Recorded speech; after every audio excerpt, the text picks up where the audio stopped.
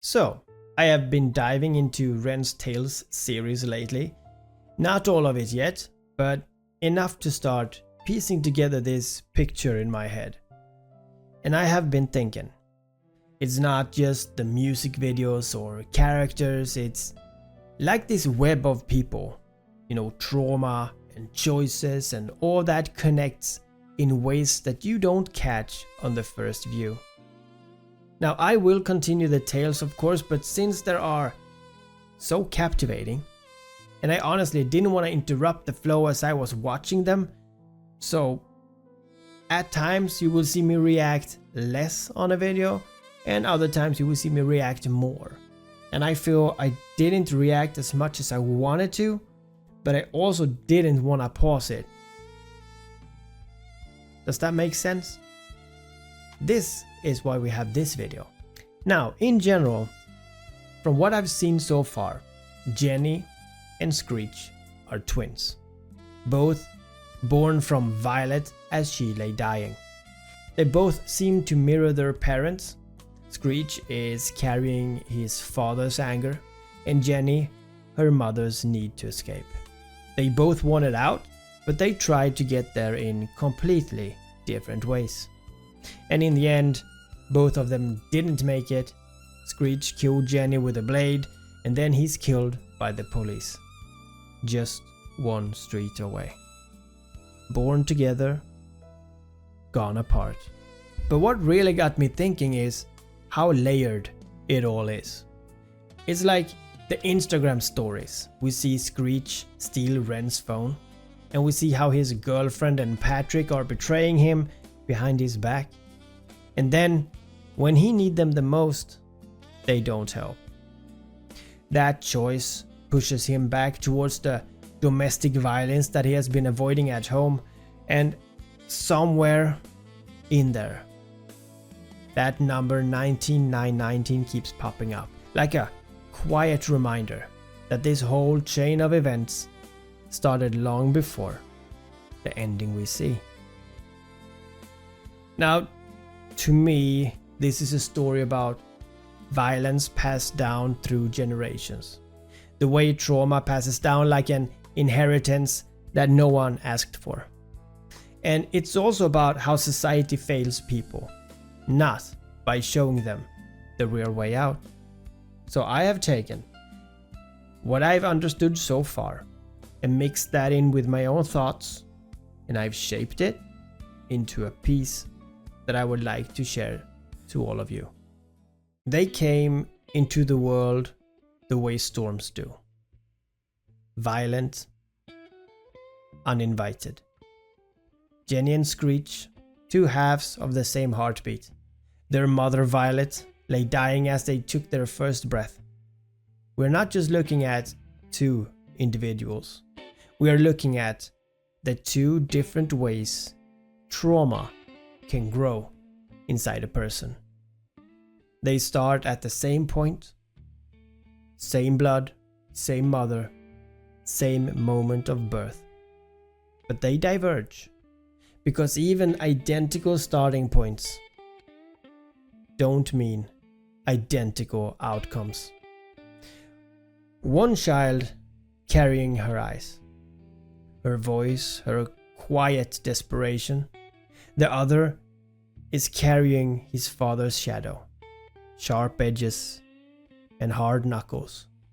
Screech is mirroring his father, not because he's consciously choose violence, but because when you grow up with rage as the main language in the home, it becomes the ones that you speak fluently. Children in violent households often learn early that the best way to survive is to become dangerous themselves. Like if you can't stop the storm, maybe you become it. Because then, at least, it's you holding the thunder. Now, were they separated? Or did they know each other? What we can say is, whether by walls or silence, the distance between them grew. Jenny wanted out, a future somewhere the air didn't taste like smoke. Screech wanted out too, and escape can take many forms. And his path was carved with a very own blade that he carried to protect him. Now Screech's aggression isolates him. It teaches him that intimacy is weakness, that trust is a door that you leave locked. And yet, beneath all that, there's a boy who needed someone to say, "I'm not afraid of your fire, and I will not leave you." Now he never got that, so the fire consumed him. Jenny's avoidance protects her, until it doesn't, because running from fire doesn't put it out. And sometimes when you're always running, you don't see the danger, even if it stands right in front of you. In the end, it was the blade that found Jenny, and 4 police gunshots that found Screech. Born together, and they died only a street apart. In the same city, breathing in and then letting go.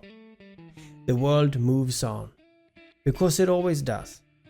But stories don't. Not the kind that's carved into skin and memory. Not when the number 19919 keeps flickering like a broken street lamp. Perhaps when this tragedy first began to take shape. The day 19919. Perhaps the day this cycle started to spin. Screech wasn't just a villain. He was a boy who once tried to avoid going home, where his father's temper waited like a loaded gun. He did steal Ren's phone. Small crime makes big ripples. And when the night came, when he needed someone to stand in the doorway and say, "No more," Patrick and his own girlfriend turned away, because they were tangled up in their own betrayals, because she was sleeping with Patrick. And sometimes loyalty dies in whisper, long before it dies in action. The betrayal by Screech's closest people, his girlfriend and Patrick, compounds the damage. When the people you depend on turn away, it reinforces one of the most dangerous beliefs trauma survivors can develop. No one will come for me. This isn't just a tale of 2 lives ending. It's a study of the chain, how violence doesn't appear from nowhere, how it drips through generations like a leaking roof, and flooding the rooms where children sleeps. It's about the ones that society fails, the vulnerable, the cornered, the unheard.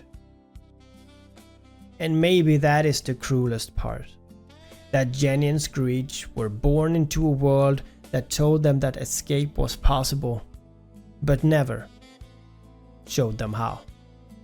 And the tragedy here is that neither of them was born this way. This is the result of an environment that failed them, an ecosystem of neglect, violence, where children learn to survive instead of learning how to live. Thank you, Ren, for opening the eyes to people in this way. And I can't wait to continue the tales. And I see you guys again.